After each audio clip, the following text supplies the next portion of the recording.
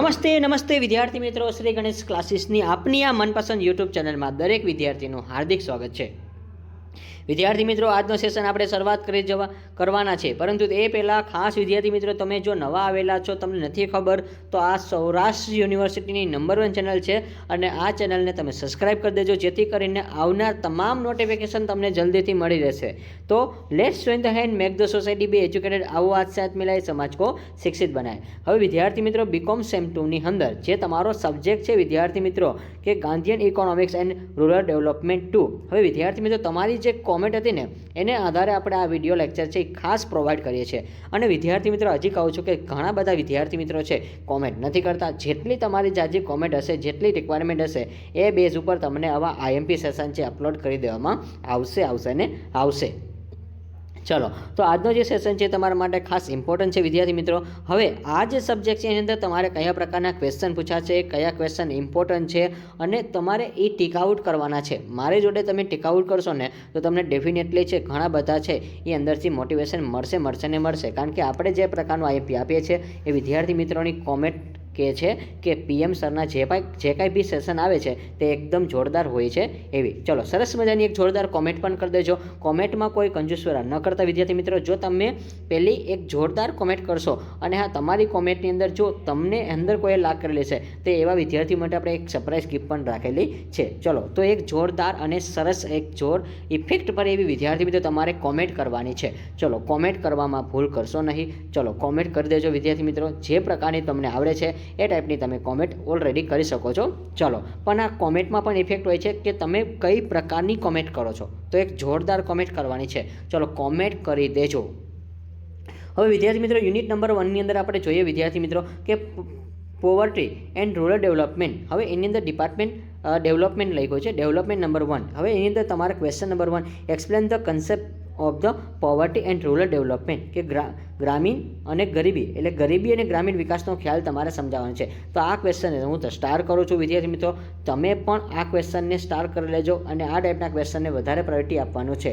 ત્યાર પછી question number 2, explain the cause of the rural poverty, કે ગ્રામીણ ગરીબીના કારણ તમારે સમજાવવાના છે। તો વિદ્યાર્થી મિત્રો, ઘણીવાર યાદ રાખજો કે આ ટાઈપના ક્વેશ્ચન છે તમને જણાવવાનું પણ કહેશે, તો મુદ્દાનું લિસ્ટ છે એની અંદર તમે થોડીક ડિટેલ્સ લખશો તો બી ચાલશે।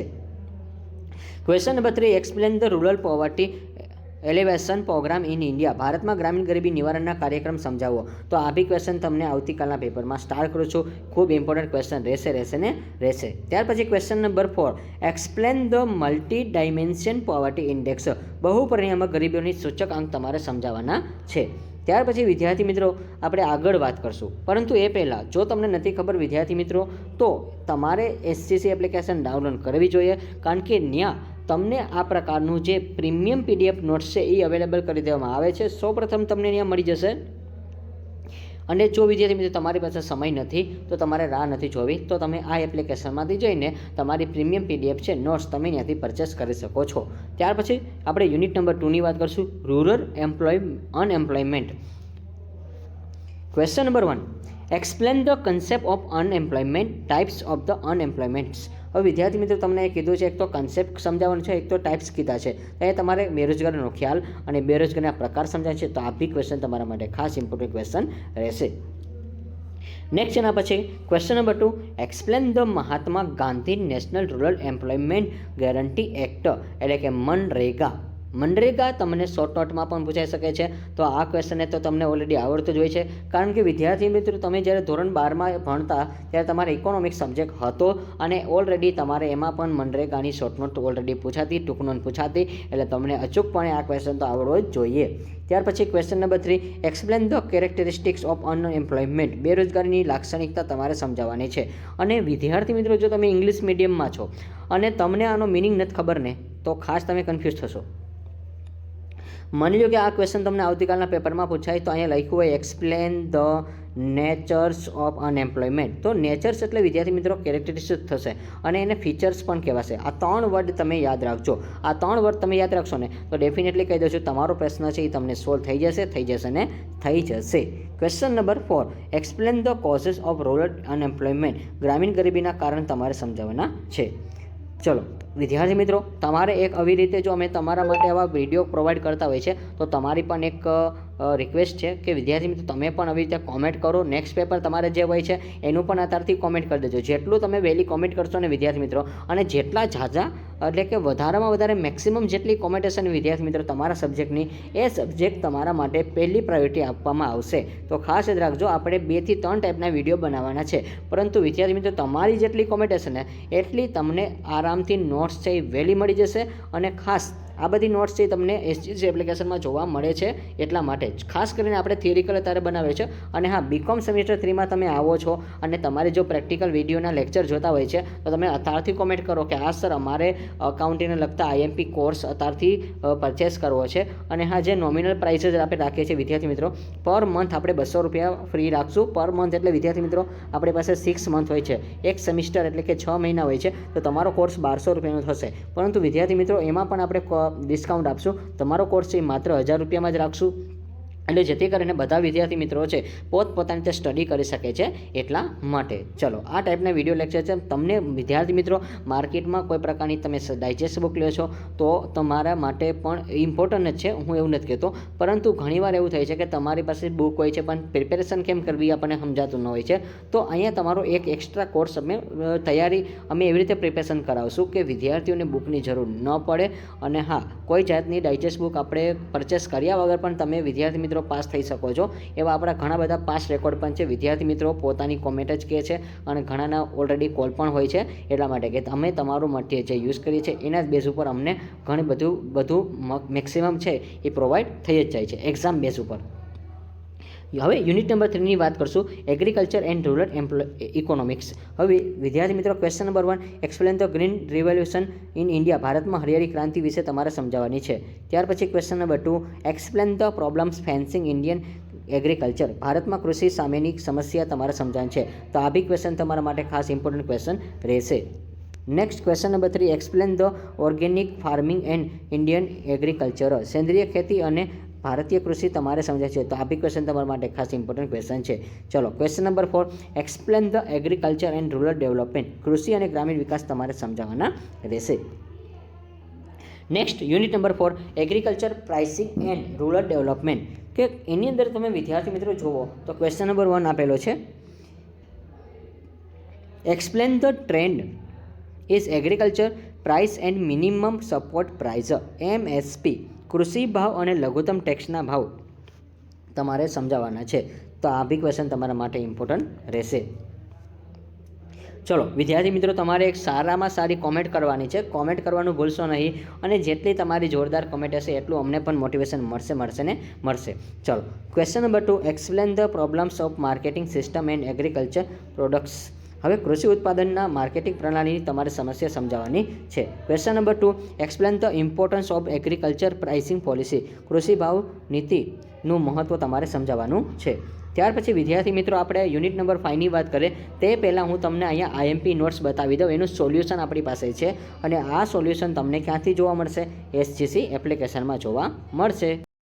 તો વિદ્યાર્થી મિત્રો તમે જોઈ શકો છો અહીંયા તમારા માટે એક પોવર્ટી એન્ડ રૂરલ ડેવલપમેન્ટ તમારું જે યુનિટ 1 છે એનું જે ચેપ્ટર છે. હવે તમે જુઓ તમારા માટે જો અહીંયા લખ્યું છે, એક તો હાઇલાઇટ કરેલા ક્વેશ્ચન છે કે explain the concept of the poverty and rural development છે. એની અંદર તમને સૌપ્રથમ પહેલાં કન્સેપ્ટ સમજાવવામાં આવે છે. ત્યાર પછી ટાઈપ્સ ઓફ પોવર્ટી આપણે અહીંયા જણાવવામાં આવે છે.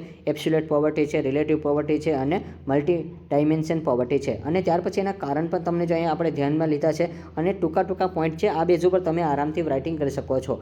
ચલો અને concept of the rural development પણ લખેલું છે. જો અહીંયા તમારા અંદર જે કાંઈ બી પોઈન્ટ હશે ને વિદ્યાર્થી મિત્રો એ શોર્ટ ઓફવાળા પોઈન્ટ હશે. અને આ જે પોઈન્ટ છે એ તમારા ધ્યાનમાં રાખીને બનાવેલા છે કે વિદ્યાર્થી મિત્રો લાંબુ રીડિંગ ન કરી શકે. એટલે શોર્ટ ટાઈપ પોઈન્ટ છે અને એના બેઝ ઉપર આપણે IMP પોઈન્ટ હશે એવા લીધા છે. જો અહીંયા લખ્યું છે કોઝિસ ઓફ રૂરલ પોવર્ટી, એટલે કે ગરીબીના તમારે જે કારણ છે એ જણાવવાના છે. હવે લો એગ્રીકલ્ચર પ્રોડક્ટિવિટી હોય છે અને ત્યાર પછી અનએમ્પ્લોયમેન્ટ એન્ડ ડિપાર્ટમેન્ટ હોય છે. પછી અનઇક્વલ્સ ડિસ્ટ્રીબ્યુશન એન્ડ લેન્ડ સોર્સિસ હોય છે. એટલે કે અનઇક્વલ ડિસ્ટ્રીબ્યુશન લેન્ડ એટલે શું કે જમીનની અસમાનતા વહેંચણી તમને જોવા મળે છે. અને ત્યાર પછી કીધું છે lack of education and skill. આપણે એક તો એજ્યુકેશન સ્કિલ છે એ બહુ જ હાર્ડ એટલે નીચી હોય છે, ખેતીવાડીમાં એટલી બધી જોવા મળતી નથી. અને રેપિડ પોપ્યુલેશન ગ્રોથ હોય છે. પછી પુઅર ઇન્ફ્રાસ્ટ્રક્ચર હોય છે. આપણી પાસે જે ઇન્ફ્રાસ્ટ્રક્ચર હોય છે એ આપણી પૂરતા પ્રમાણમાં હોતું નથી. અને જેમાં લખ્યું છે રોડ, ઇલેક્ટ્રિસિટી, એરિગેશન છે, સ્કૂલ છે, હેલ્થ કેર છે, પછી restriction economics development in the rural. જો આ અંદરના પોઈન્ટ તમે વાંચો ને વિદ્યાર્થી મિત્રો, તો આ બી તમને યાદ રહી જાય એવા પોઈન્ટ તમને જોવા મળે છે. પછી ડિપેન્શન ઓન મોન્સૂન છે, ચલો પછી લેક ઓફ ઇન્ડસ્ટ્રીયલ ડેવલપમેન્ટ છે અને સોસાયટી ફેક્ટર છે. આ ટાઈપની અંદર તમને જે નાના નાના પોઈન્ટ છે, પોઈન્ટ બેઝ ઉપર તમે આરામથી તમે અંદર વાંચશો ને તો બી તમને થોડું ઘણું યાદ રહી જશે. અને વિદ્યાર્થી મિત્રો એક વસ્તુ યાદ રાખજો, તમારા માટે કીધું છે કે the more that you read, તમે જેટલું રીડિંગ કરશો ને the more things you will know, કે તમે એટલું જ વધારે વિચારી કરી શકશો, કે તમે જેટલું વાંચન કરશો ને વિદ્યાર્થી મિત્રો એટલું જ તમને યાદ રહેશે. તમારી પાસે પોઈન્ટ તો હોજો ને, કંઈક પોઈન્ટ હશે તો તમે આરામથી લખી શકશો. અને the more that you learn and the more place you will go. ચાલો તો નેક્સ્ટ આપણે વાત કરશું વિદ્યાર્થી મિત્રો. હવે આપણે જે ગુજરાતી મીડિયમના વિદ્યાર્થીઓ છે એના માટે પણ વાત કરી કે ગરીબી અને ગ્રામીણ વિકાસનો ખ્યાલ છે, ગરીબીનો અહીંયા અર્થ છે, એના પ્રકાર છે, અને ત્યાર પછી અહીંયા તેમને ગરીબીના ટૂંકા કારણ પણ આપેલા છે. ત્યાર પછી તમને ગ્રામ વિકાસનો અર્થ આપેલો છે, ચલો, અને એના ઘટકો પણ આપેલા છે. અને ત્યાર પછી તમને ગરીબીના કારણ છે, કૃષિ ઉત્પાદન નીચી સપાટી હોય છે, અર્ધ બેરોજગારી હોય છે, અસમાન વહેંચણી હોય છે, જમીનની શિક્ષણ અને કૌશલ્યનો અભાવ હોય છે, વસ્તીનો ઝડપી વધારો, પૂરતી સિંચાઈનો અભાવ, પછી કર્જ હોય છે, ઋણ બાધા એટલે વિદ્યાર્થી મિત્રો કર્જ હોય છે, પછી વરસાદ પર નિર્ધારિત હોય છે, ઔદ્યોગિકની અછત હોય છે, અને સામાજિક કારણો અને લાસ્ટમાં આપણે નિષ્કર્ષ લખવાનો હોય છે. જે લોકો ગુજરાતી મીડિયમમાં હોય છે એ લોકો નિષ્કર્ષ લખી શકે છે. તો વિદ્યાર્થી મિત્રો, જો તમારે આ ટાઈપની પ્રીમિયમ PDF જોતી હોય તો એ તમને માત્ર 32 અથવા 33 રૂપીસમાં ઓલરેડી SCC એપ્લિકેશન છે ત્યાંથી તમને અવેલેબલ કરી દેવામાં આવે છે. અને એની જે લિંક છે એ ડિસ્ક્રિપ્શન બોક્સની અંદર તમને જોવા મળશે. યુનિટ નંબર 5 છે rural and financial. Question number 1, explain the concept of magnitude rural ક્રેડિટો. ગ્રામ ધિરાણની ખ્યાલ અને કેનું કદ સમજાવવાનું છે. Question number 2, explain the difference of the commercial bank and rural bank. એ વાણિજ્યિક બેંક અને ગ્રામીણ ધિરાણ વચ્ચેનો તમારે તફાવત સમજે છે. તો આ બી ક્વેશ્ચન તમારા માટે ખાસ ઇમ્પોર્ટન્ટ ક્વેશ્ચન રહેશે.